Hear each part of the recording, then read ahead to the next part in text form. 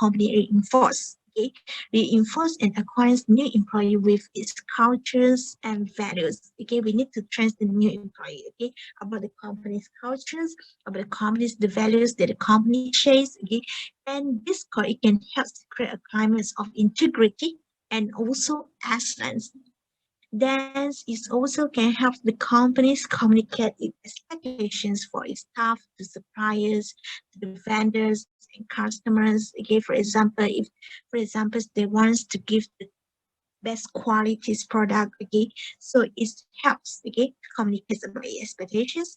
That is minimize the subjective and inconsistent management standards. Okay, so they will have a more systematic standards, management standards. So the employees will only follow one standard, okay, one standard.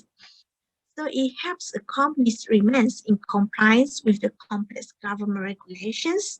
That's why in each organization we have the compliance officer, okay, to monitor all of the compliance things and to deal with the government regulation. For example, their job scope is to renew the license, okay, to apply for some of the license, to renew, to deal with the audits. Okay, that's the job scope for the compliance officer.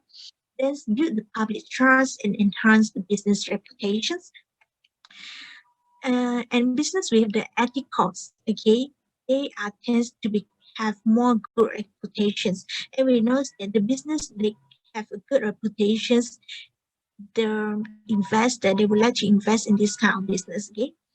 And this is offer the protections in practice and defending against the lawsuits, enhance morals, employees' pride, loyalty, and the requirements of the outstanding employees, promotes the constructive social change by raising awareness of the community's needs and encourages the employee and other stakeholders to help.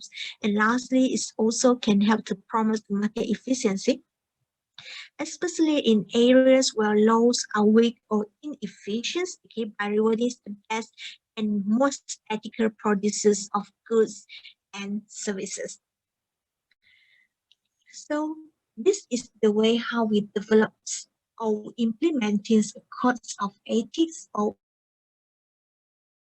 code of conduct. Okay, so first we need to consider the area of risk and set the value and regulations.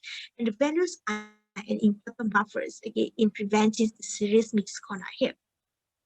After that, we need to identify values that specifically address the current ethical issue. Okay, example of the value: fairness, integrity, honesty, okay, transparency. Okay, and it considers the values that links the organizations to our stakeholder orientations, tends to find overlaps, okay, in the organizations and also the stakeholder values. Hence, we met the cost understandable, okay, by providing example that reflects the value. Okay, for example, in the companies that implements the value of integrity. Okay, so that means, okay, the top management there needs to have high integrities. Okay, so this is they provide the examples to the employee. Okay, they shows the examples. So the next one is to communicate the code frequently and in language that employees can understand. How they communicate it, it can be through informal channel or formal channel. Okay, for the formal channel, it can through the essence of the memo, okay, from the letters, okay, from the emails, okay, this is formal. For the informal ones, okay, so for example, between the boss, okay, when they talk casually to the employees, okay, so this is informal ones, okay. And then revise the code every year with input from the organization as members, means that take the feedback, okay, from the organization as members and also the stakeholders, okay, they revise the code again. Okay, so this is the corporate codes of ethics. For the corporate code of ethics is often contains 6 core value. Okay, so the first core value here is the trustworthiness, respect, responsibilities, fairness, caring, and also the citizenship. Okay, 6 core values. Here is another one famous question in partial examinations. Okay, what is the role of an ethics officer? within an organization. What are his or her duty? And to whom does the SFOGO guidelines recommend that the ethics officer reports? Okay, so here are the answers. Okay, this is the job scope for the ethics officer. The ethics officers are responsible for managing the ethics and legal compliance programs. Again, what they do is they assess the needs and risks that an organizations. Okay, so what ethics programs must address. Then they also developing and distributing a course of conduct or ethics, conducting training programs for employees, okay, establishing and maintaining a confidential service to answer the employee questions about the ethical issue.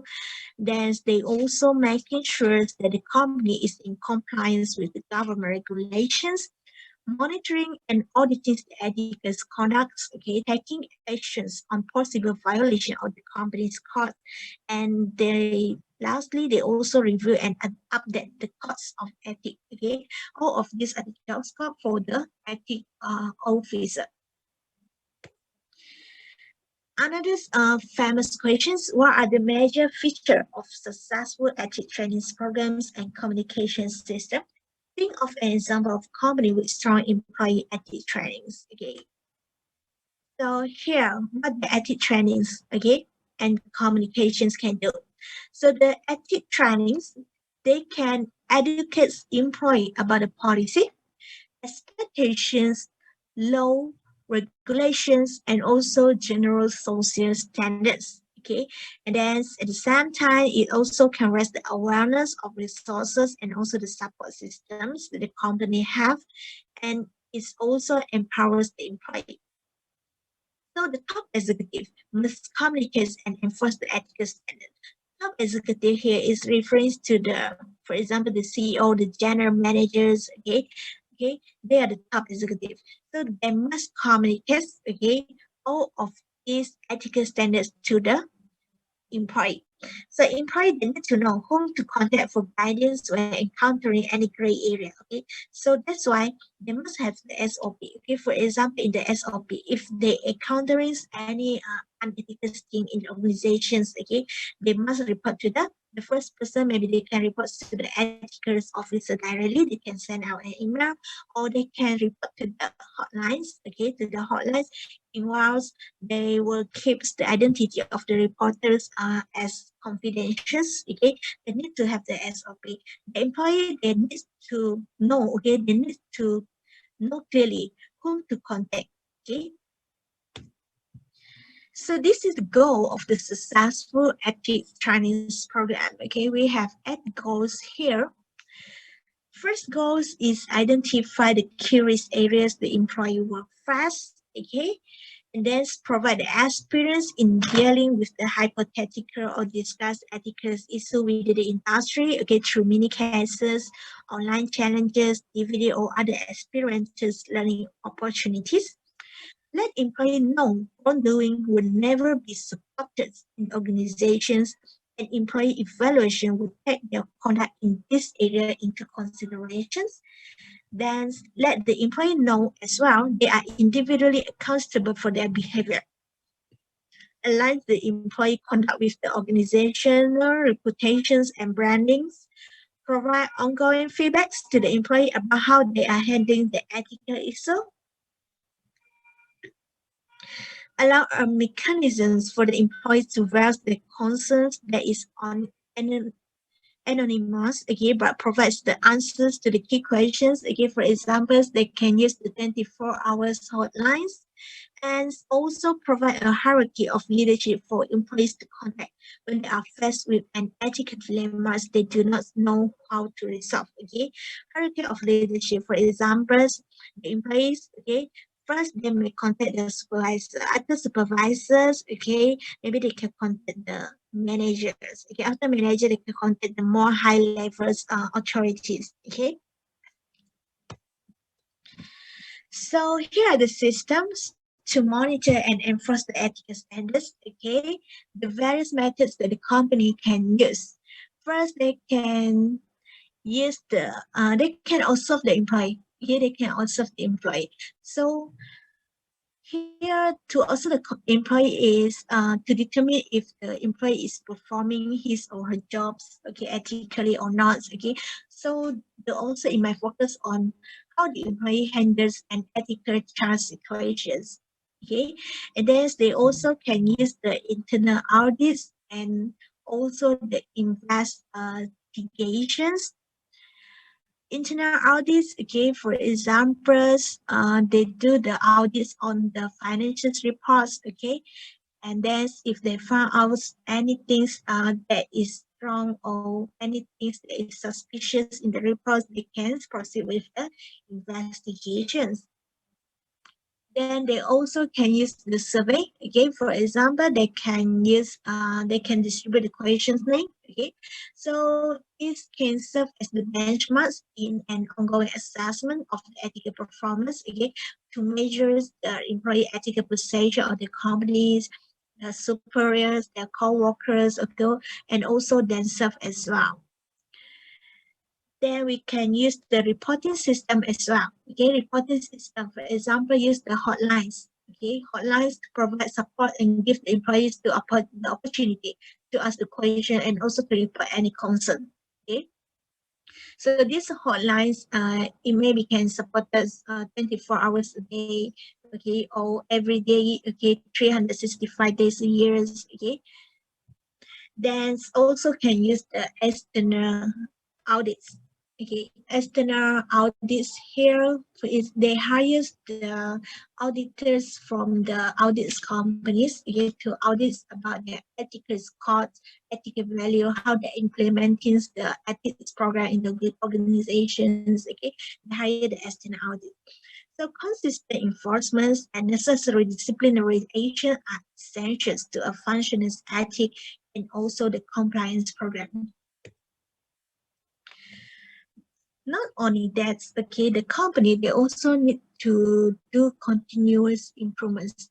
They need to have continuous improvements on their ethic programs. Improving a system differ little from implementing any other business strategy. So to improve its ethical performance, a company they may change how it makes decisions. Okay, for example, maybe before this they decentralized the decisions making process, but now they centralize it. Okay, or the other ways around. Okay, maybe before this they centralize it, now they want to change it to decentralize the decisions making process. Okay, so the key is to delegate the authority carefully so the organizations they can achieve the ethical performance. Okay, this figure it shows about the largest companies engage more in corporate responsibilities reportings.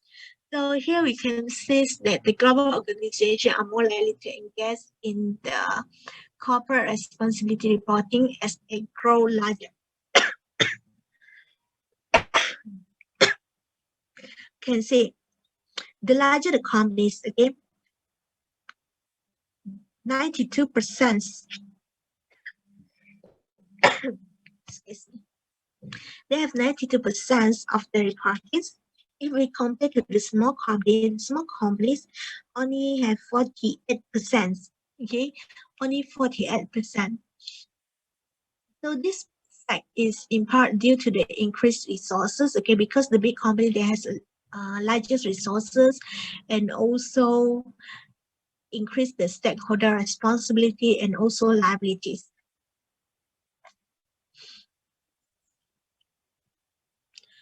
Okay, the next one is the common designs and the implementations mistake. Okay, so the first mistake here is failure to understand and also appreciate the goal.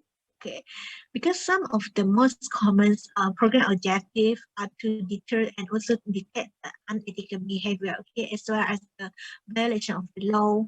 It is to gain the competitive advantages to improve relationship with the customers, supplier, and employees. Okay, so to list the employee through unifying and also sharing corporate cultures, failure to understand and appreciate this goal is the first mistake that the companies make. And then the second mistake is setting unrealistic and also immeasurable objective. Okay, so finding out how the employees might react in a particular situation, it can help the companies better understand how to correct unethical or illegal behavior. Okay, for example, setting unrealistic objective. For example, in the sales field, okay, the company set, let's say, 1 million sales per month for this sales agent. So this is maybe impossible to achieve by the sales agents. Okay, this is the second mistake. And the third mistake is the unsupported top management. For example, the senior managers that fails to get the ownerships of the ethics programs. Okay, so this is unsupported top management. And then ineffective or incomprehensible contents. Okay, for examples, they develop the programs materials that do not address the needs of the average employee. Okay, so because some of the compliance programs they are designed by the lawyer to ensure the company is legally protected. So we know that the law language, okay, the language they used by the lawyer, okay, they normally use the law language. Okay, this low language is sometimes are not understandable by the employees, by the normal individual that are not in the law field. Okay, so it's very hard for us to understand. It's very hard. So to avoid this kind of problems, okay, the active programs they should include some feedback from the employee from across the firms, okay, not only the legal departments. Okay, so from these feedbacks, they can improve. Okay, they can improve, and also at the same time in the future they avoid the same mistake.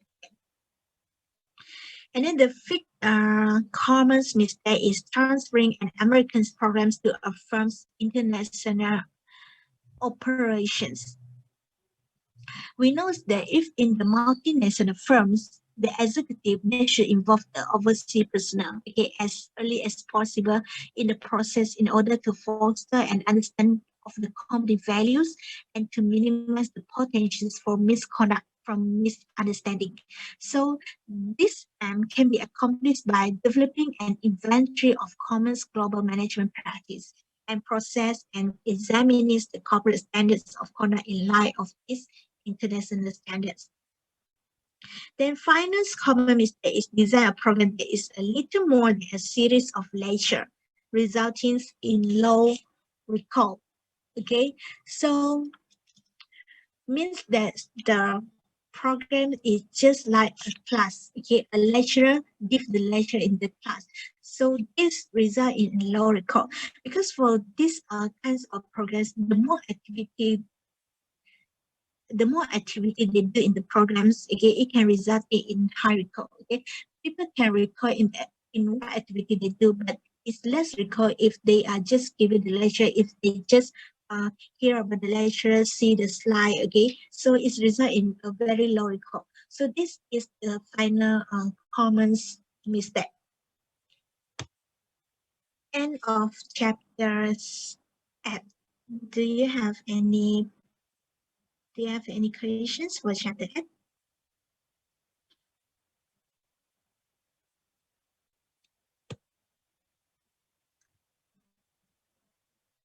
Any questions for chapter 8?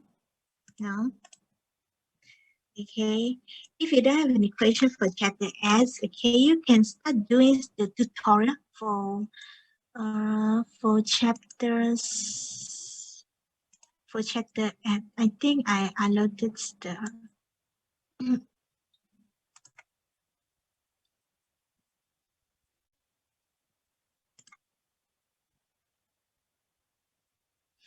okay, you can start doing the tutorial question for chapter 8 and I will discuss the answer next class. Next class is Friday. Okay, I will discuss the answer on Friday and also start the new chapter on this Friday.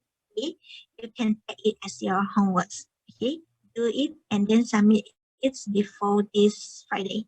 Okay, so that's all for today's attendance. 19 students, 2 students drop. Okay, all presents today.